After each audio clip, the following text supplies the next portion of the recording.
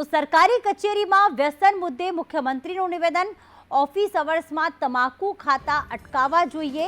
કચેરીમાં તમાકુ ખાતા કર્મીઓને અટકાવવા જોઈએ। આમાંથી કર્મચારીઓને પણ ફાયદો થશે, તે પણ 2 મસાલા ખાતો ઓછો થશે। સરકારી કચેરીમાં વ્યસન મુદ્દે મુખ્યમંત્રીનું નિવેદન। કમસે કમ ઓફિસ અવર્સમાં 11 થી 5 માં સરકારી કચેરીમાં તમાકુ ખાતા કર્મચારીઓને અટકાવવા જોઈએ। જ્યાં નાગરિકો પોતાના કામ માટે આવે છે ત્યાં પ્રકારની બદી ન હોવી જોઈએ। આમાંથી સરકારી કચેરીમાં કામ કરતા કર્મચારીને પણ ફાયદો થશે, તે પણ 2 મસાલા ખાતો ઓછો થઈ જશે।